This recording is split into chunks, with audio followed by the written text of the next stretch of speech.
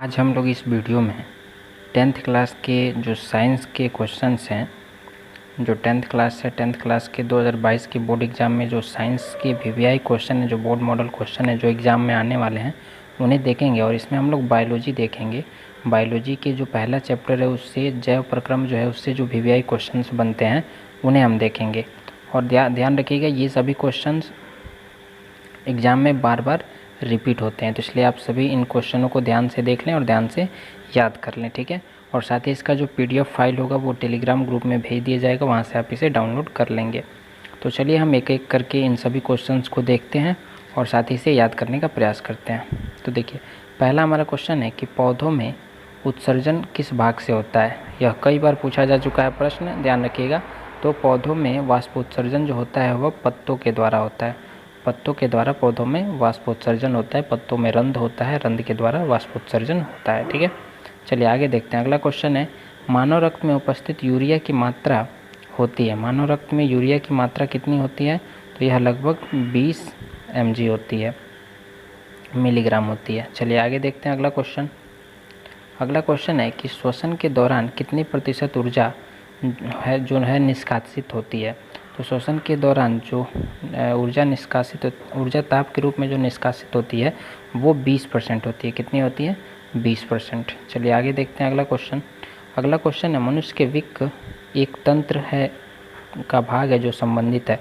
मनुष्य का जो विक है वह किस तंत्र का भाग है, मतलब किस तंत्र में वह काम करता है। तो वह किस में करता है? उत्सर्जन में करता है, ठीक है। आंसर क्या हो जाएगा? सी, उत्सर्जन में होगा, ठीक है।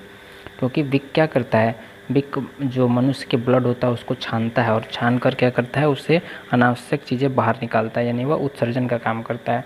चलिए आगे देखते हैं अगला क्वेश्चन। अगला क्वेश्चन है कि पौधों में वायवीय भागों में जल के निष्कर्षण की क्रिया क्या कहलाती है। तो वायवीय भागों में जो जल का निष्कर्षण होता है उसे हम क्या कहते हैं? वाष्पोत्सर्जन कहते हैं। क्योंकि जो पौधा होता है वह जो जल का निष्कर्षण करता है वह वाष्पोत्सर्जन वाष्प के रूप में ही करता है, ठीक है। तो इसलिए उसे हम क्या कहते हैं? वाष्पोत्सर्जन कहते हैं। चलिए आगे देखते हैं अगला क्वेश्चन। अगला क्वेश्चन है कि वह प्रक्रम जिसके द्वारा शरीर में ऊर्जा का उत्पादन होता है क्या कहलाता है। तो वह क्या कहलाता है? तो वह श्वसन कहलाता है। क्या कहलाता है? श्वसन। क्योंकि श्वसन के द्वारा ही हमारे शरीर में ऊर्जा का निर्माण होता है, एटीपी टूटता है, ग्लूकोज का संश्लेषण होता है जिससे हमें ऊर्जा प्राप्त होती है, ठीक है। तो यह श्वसन के द्वारा ही होता है, जब ऑक्सीजन जाता है तभी।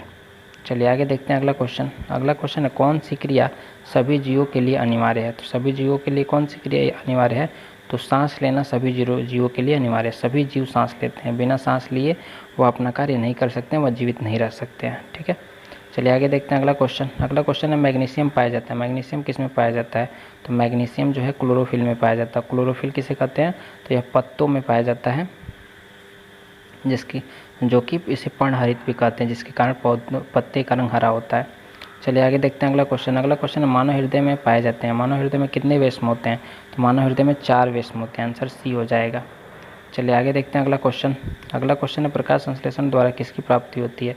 तो प्रकाश संश्लेषण द्वारा हमें ग्लूकोज की प्राप्ति होती है। किसकी प्राप्ति होती है? ग्लूकोज की प्राप्ति होती है। उसके बाद ग्लूकोज टूटता है तो ऊर्जा का निर्माण होता है। चलिए आगे देखते हैं अगला क्वेश्चन। अगला क्वेश्चन है, कोशिका झिल्ली किस प्रकार की झिल्ली है। तो कोशिका झिल्ली जो होती है वो अर्धपरागम्य होती है। इससे कुछ चीज़ें छन जाती हैं और कुछ चीज़ें नहीं छनती हैं। चलिए आगे देखते हैं अगला क्वेश्चन। अगला क्वेश्चन है, दही जमाने में निम्नलिखित में कौन सी क्रिया होती है, यानी दही किस क्रिया के द्वारा जमता है। तो दही जो है किण्वन क्रिया के द्वारा जमता है। दही में लैक्टिक पाए जाते हैं, जीवाणु पाए जाते हैं जो क्या करते हैं? दूध को दही में परिवर्तित कर देते हैं। चलिए आगे देखते हैं अगला क्वेश्चन। अगला क्वेश्चन है, जीवन की उपापचयी क्रियाओं के संचालन के लिए निम्नलिखित में से कौन आवश्यक है। तो उपापचयी क्रियाओं के संचालन के लिए निरंतर ऊर्जा की आपूर्ति होनी चाहिए, शरीर की वृद्धि भी होनी चाहिए, टूट फूटे ऊतकों की मरम्मत भी होनी चाहिए, यानी तीनों यह जरूरी है। तो ये क्या हो जाएगा? इनमें से सभी आंसर हो जाएगा। चलिए आगे देखते हैं अगला क्वेश्चन। अगला क्वेश्चन है, मानव में डायलिसिस थैली है। तो मानव में डायलिसिस थैली कौन है जो क्या करता है? रक्त को साफ करता है। तो कौन करता है? तो वह नेफ्रॉन है।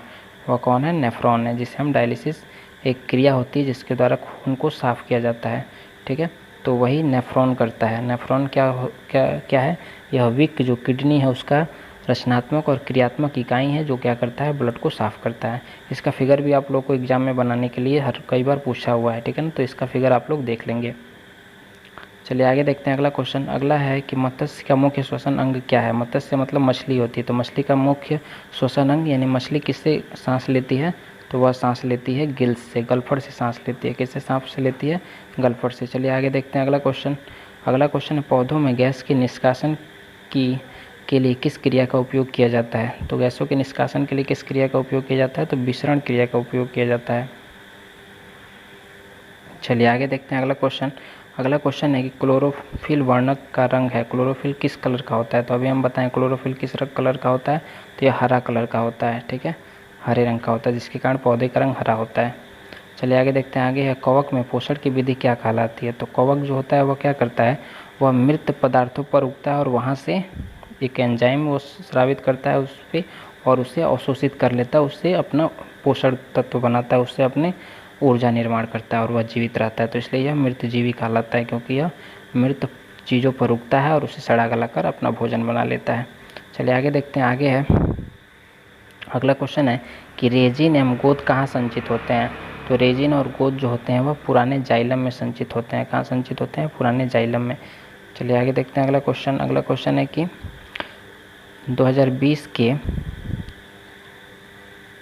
2020 नंबर क्वेश्चन है ये, 2020 में। शरीर में भोजन को पाचन किस प्रकार की अभिक्रिया है। तो भोजन का जो पाचन है, पचना है, भोजन का पचना किस प्रकार की अभिक्रिया है, तो यह एक उपचयन अभिक्रिया है। कौन सी अभिक्रिया है, उपचयन अभिक्रिया है। चलिए आगे देखते हैं अगला क्वेश्चन। अगला क्वेश्चन रक्त क्या है। तो रक्त क्या है, एक तरल संयोजी उत्तक है। रक्त क्या है, एक तरल संयोजी उत्तक है। यहाँ पे सिर्फ उत्तक लिखा गया है तो यह हो जाएगा, लेकिन हो सकता है आपसे विधिवत पूछा जाए तो याद रखिएगा तरल संयोजी उत्तक है, तरल संयोजी उत्तक है। ठीक है, तरल संयोजी उत्तक है। चलिए आगे देखते हैं अगला क्वेश्चन। अगला क्वेश्चन निम्नलिखित में से कौन उत्सर्जी अंग है। इसमें से हमें उत्सर्जी अंग बताना है। तो बिक जो है उत्सर्जी अंग है, अभी हम बताएं। अग्न्याशय नहीं है, आँख नहीं है और कोई नहीं, ये होगा बिक हो जाएगा इसमें आंसर।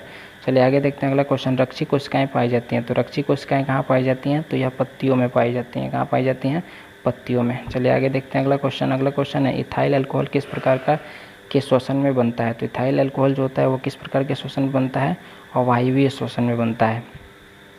जब जो पौधा होता है या कोई भी जीव जब ऑक्सीजन की कमी में, ऑक्सीजन की अनुपस्थिति में जब श्वसन क्रिया करता है तो उस समय उसके शरीर में इथाइल अल्कोहल का निर्माण होता है। ठीक है, तो उसे ही हम अवायवीय श्वसन कहते हैं। मनुष्य के सांस लेने और छोड़ने की क्रिया क्या कहलाती है। यह कई बार पूछ चुका है कि मनुष्य के सांस लेने और छोड़ने की क्रिया क्या कहलाती है। ध्यान रखिएगा, इसको कहते हैं श्वासोच्छ्वास। क्या कहते हैं, श्वासोच्छ्वास। चलिए आगे देखते हैं अगला क्वेश्चन है रक्त में आयरन की कमी होने से कौन सा रोग होता है। तो रक्त में आयरन की कमी होने से एनीमिया होता है, एनीमिया रोग होता है। चलिए आगे देखते हैं अगला क्वेश्चन। अगला क्वेश्चन है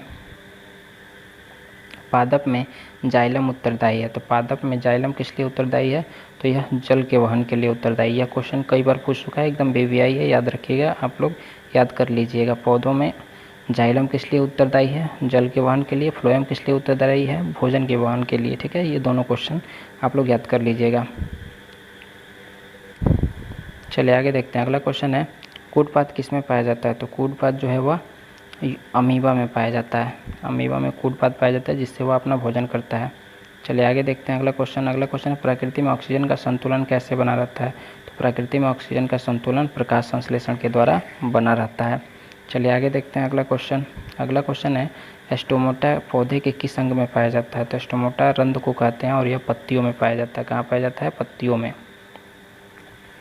चलिए आगे देखते हैं अगला क्वेश्चन। अगला क्वेश्चन है आपका कि मानव हृदय का औसतन प्रकुंचन दाब कितना होता है। तो मानव हृदय का औसतन प्रकुंचन दाब 120 mmHg होता है, ध्यान रखिएगा। आगे है अगला क्वेश्चन हमारा, इनमें से कौन सा प्रकाश संश्लेषी अंग है। तो प्रकाश संश्लेषी अंग इसमें से कौन है, तो क्या हो जाएगा, पत्ती हो जाएगा, क्योंकि यह प्रकाश संश्लेषण में भाग लेता है।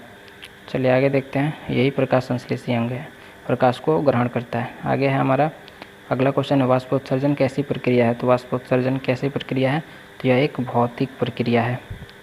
ठीक है, इसमें कि जल वाष्प में बदल जाता है, तो यह एक भौतिक प्रक्रिया है। अगला क्वेश्चन है शरीर में भोजन का पाचन किस प्रकार की अभिक्रिया है। तो शरीर में भोजन का पाचन जो है वह एक ऑक्सीकरण अभिक्रिया है। कौन सी अभिक्रिया है? ऑक्सीकरण अभिक्रिया है। चलिए आगे देखते हैं अगला क्वेश्चन।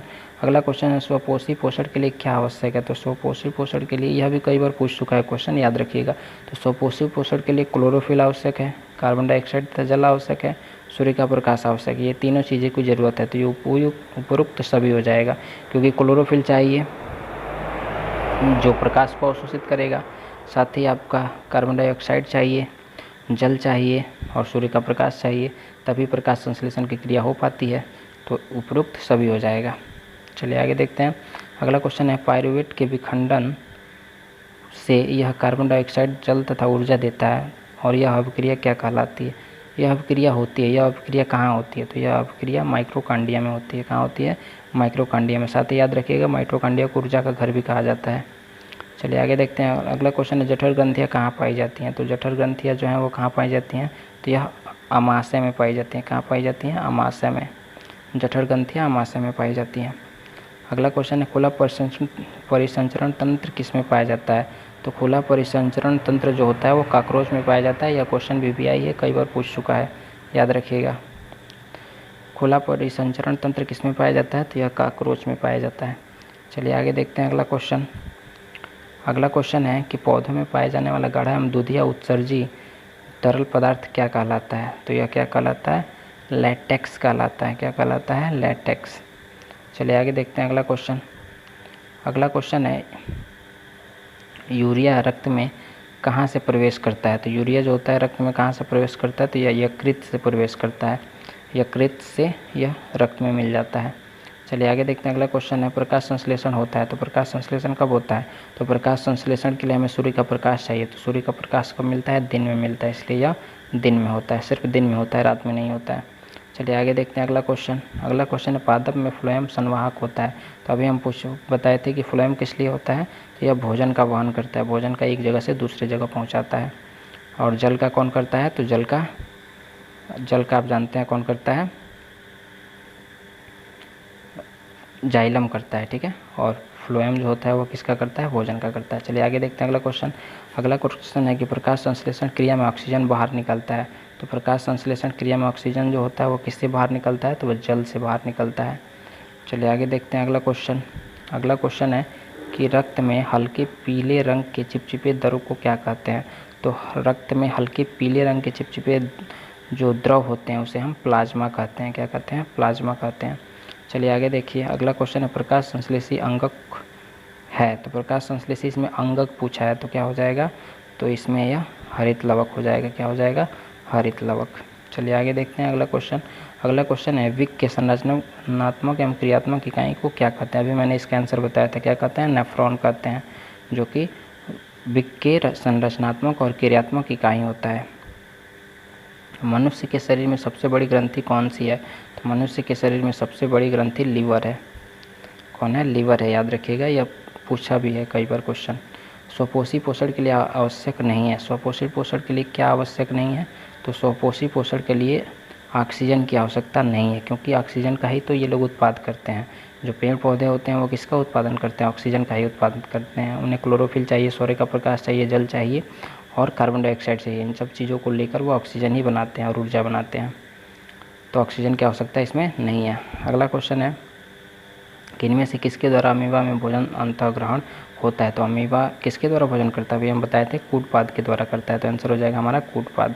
चलिए आगे देखिए। अगला क्वेश्चन है कि पौधों में श्वसन क्रिया के अंतर्गत एडीपी के टूटने से कितनी ऊर्जा मुक्त होती है? तो पौधों में श्वसन अभिक्रिया के द्वारा एडीपी के टूटने से 30.5 किलोजूल प्रति मोल ऊर्जा मुक्त होती है, याद रखिएगा।